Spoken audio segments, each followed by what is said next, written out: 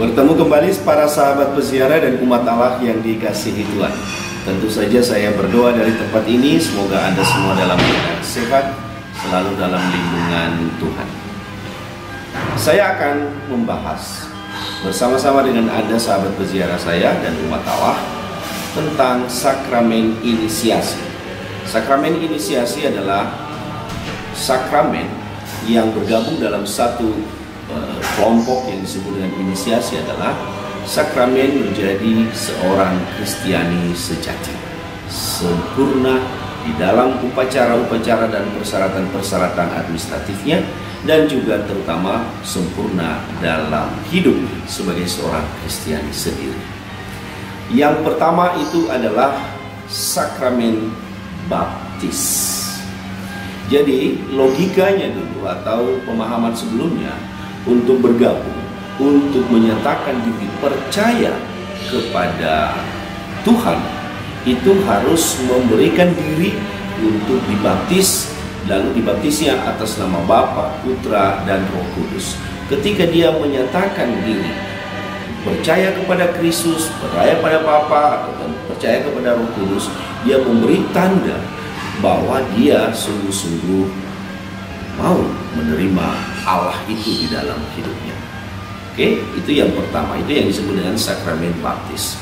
Lalu kita lihat sekarang apa-apa saja yang terjadi di dalam proses sakramen baptis.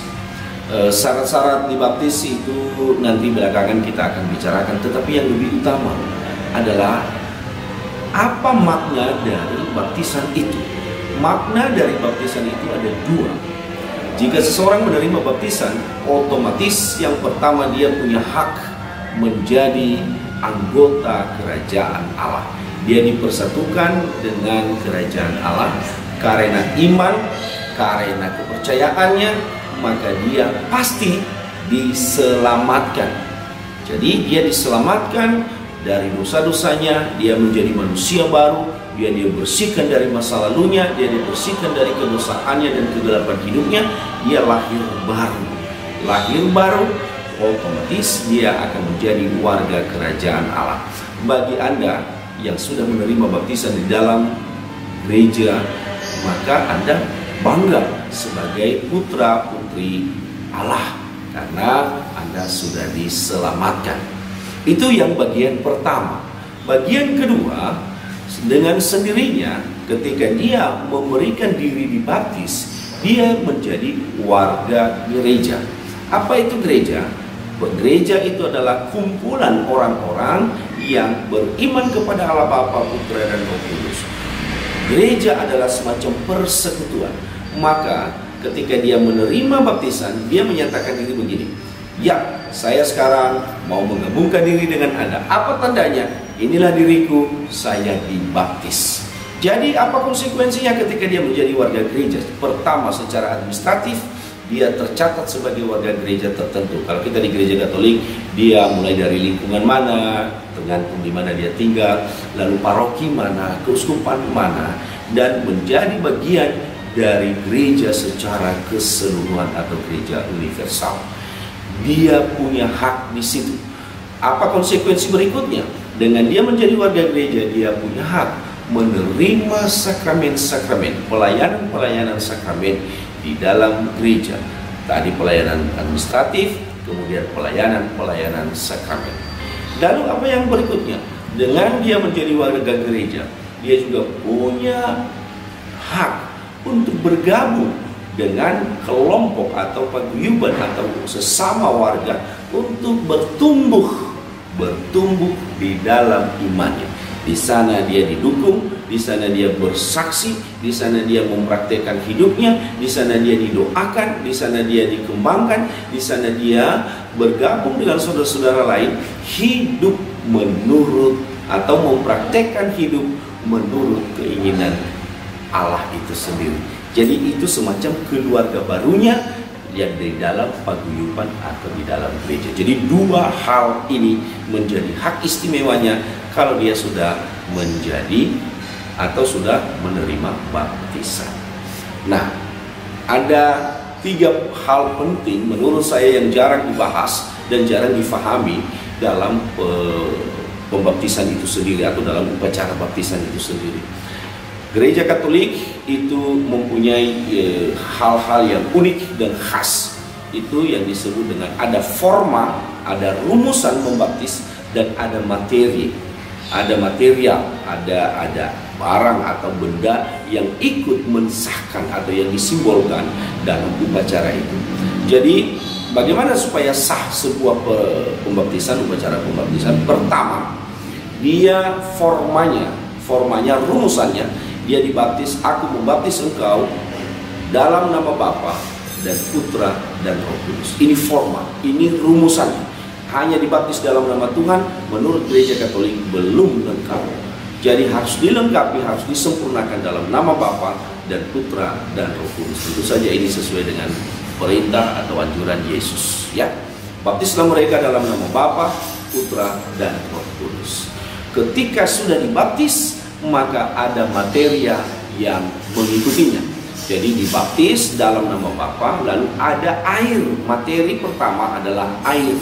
Air adalah simbol pencucian, simbol juga sekaligus kehidupan. Rumusannya kita di Katolik dalam nama Bapa, lalu air mengucur.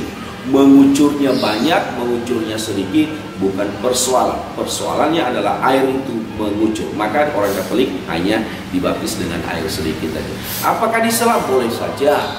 Sebetulnya boleh saja, boleh. Kenapa? Prinsip utamanya adalah air mengalir. Dengan air mengalir berarti dia dibasuh, dia dibersihkan, dia lahir baru, dia hidup baru. Itu forma yang pertama.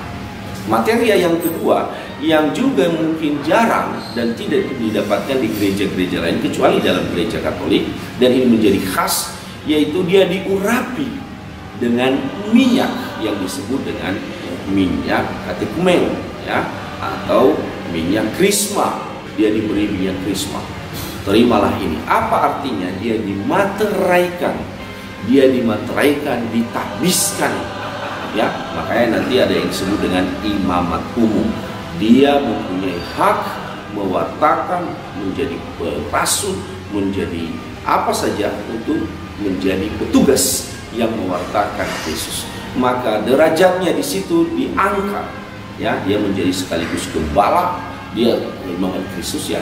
Dia menjadi raja dan dia juga sebagai nabi. Jadi lewat minyak itu dia juga mendapat rahmat itu, atau seringkali disebut dengan tugas imamatnya, ya. Imamat umum beda dengan imamat khusus nanti. Jadi dia diberi minyak, ya, yang kedua. Yang ketiga ini, ya, yang ketiga ini sebetulnya yang jarang sekali diperhatikan dan kurang dipahami, yaitu dia diserahkan lilin. Lilinnya diambil dari lilin Paskah, lilin yang menyala. Lalu ada forma, ada rumusan. Terimalah lilin yang menyala ini, ya, sebagai simbol Kristus yang telah bangkit. Terima. Lalu itu siapa yang kita terima? Bukan lagi lilinnya, tapi Kristus yang telah bangkit.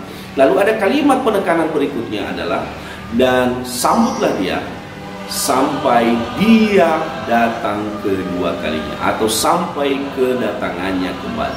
Artinya Kristus yang telah bangkit, lilin yang kita sudah terima, kita pegang, kita harus jaga. Sampai kapan? Sampai dia datang kembali. Artinya apa? Sampai kiamat, seumur hidup kita.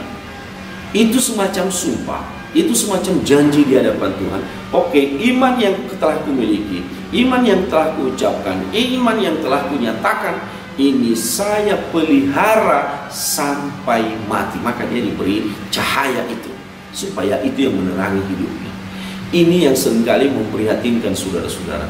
Banyak orang yang dibaptis Katolik, banyak orang yang sudah dibaptis dalam gereja, tetapi dengan mudah meniadakan, dengan mudah melupakan, dengan mudah, ya, malas tahu lagi tentang sumpahnya, tentang janjinya, kesediaannya di hadapan Tuhan, merawat, memelihara api yang menyala itu sampai kedatangan yang kedua. Nah, pemahaman menurut saya sakramen baptis ini, menurut saya, bagi sahabat peziarah dan juga umat Allah yang dikasihi Tuhan, sekali lagi kita segarkan kembali. Jangan lupa bahwa kita sudah dimateraikan itu dengan air, lalu kemudian yang kedua dengan minyak, sehingga kita memiliki imam makmum, dan yang ketiga kita harus merawat iman ini sampai kedatangannya kembali. Artinya sekali Katolik tetap Katolik, lahir Katolik, dibaptis Katolik, mestinya mati sebagai Katolik. Semoga banyak yang terpanggil. Sampai ketemu.